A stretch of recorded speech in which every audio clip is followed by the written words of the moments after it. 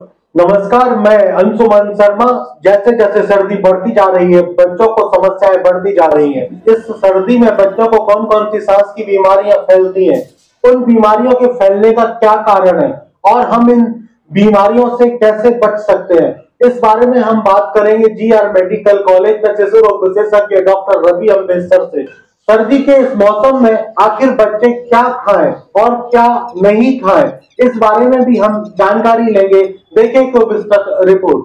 धन्यवाद। सर्दी की जो भी ज्यादातर श्वास की जो बीमारियां हैं ये संक्रमण से होती हैं और श्वास के द्वारा, वायु के द्वारा फैलती हैं। इसमें एयर ड्रॉपलेट इन्फेक्शन, जैसे हम सांस लेते या छोड़ते हैं या कोई भी इन्फेक्टेड पर्सन है वो छींकता है या खांसी करता है, तो उसके जो इन्फेक्टिव एजेंट होता है, वायरस या बैक्टीरिया, वो एयर में सस्पेंड होता है और वो ड्रॉपलेट बन के दूसरे व्यक्ति को संक्रमित करता है।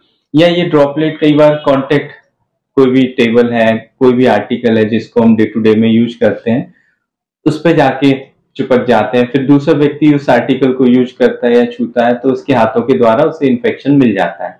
तो ये दो मुख्य कारण होते हैं, ड्रॉपलेट इन्फेक्शन और कांटेक्ट के द्वारा इन्फेक्शन। तो इसके लिए जो हमने सीखा था पिछले कुछ वर्षों में कोविड के दौरान, हमें अपनी वही सीख को दोबारा से अप्लाई करना होगा। खासतौर से हैंड हाइजीन का, हाथ साबुन से धोने बार बार, और किसी भी ऐसी सतह को नहीं छूना है जो आवश्यक नहीं है।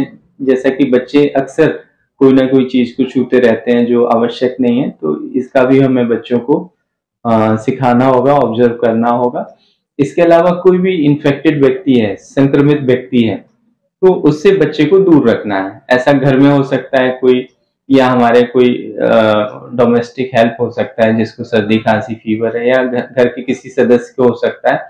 तो प्रयास ये करें कि ऐसे कोई भी संक्रमित व्यक्ति है वो बच्चों के संपर्क में ना आए या दूर रहे। दूसरा, इस दौरान हमें ये ध्यान रखना होगा कि जैसे सर्दी अभी दिन के और शाम और सुबह के तापमान में अभी अंतर है, तो ये तापमान का अंतर कहीं ना कहीं शरीर की इम्यूनिटी प्रभावित करता है और इससे अडॉप्ट करने में बच्चों को टाइम लगता है।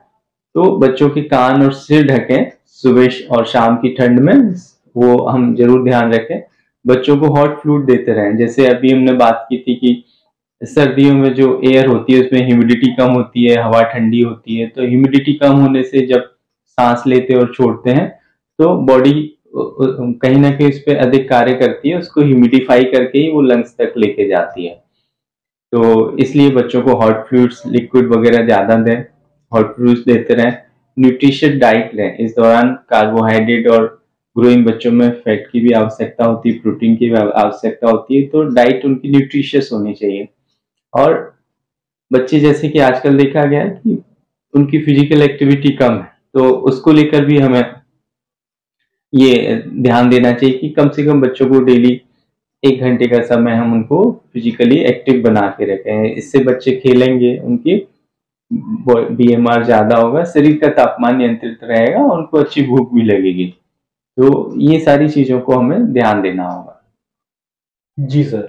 सर, सर्दी में बच्चों को हम क्या खाना खिलाएं और क्या खाना नहीं खिलाएं, प्लीज सर। मौसम के साथ थोड़ा खान पान में परिवर्तन होता है। सर्दियां एक हेल्दी सीजन होता है। इसमें अच्छे से भूख लगती है क्योंकि हमें कहीं ना कहीं बच्चों को भी, हमें भी, सबको अधिक कैलोरीज की आवश्यकता होती है। कुछ कैलोरीज तो हमें बाहर की सराउंडिंग की जो टेम्परेचर है, ठंडक है, उससे लड़ने के लिए चाहिए होती है। तो शरीर हीट कैसे जनरेट करेगा? जो हम खाते हैं उसी से कैलोरी बर्न होके बॉडी को हीट मिलती है।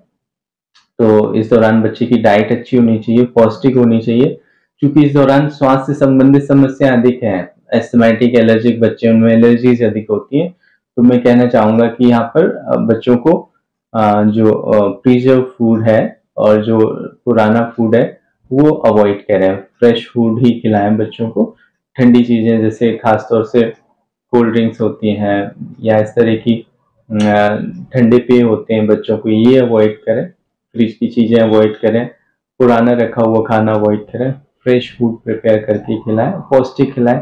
अधिक प्रोटीन, कार्बोहाइड्रेट और फैट की भी आवश्यकता होती है बच्चों को कहीं ना कहीं। तो उनकी डाइट न्यूट्रिशियस हो, पौष्टिक हो, इसका हम जरूर ध्यान दें।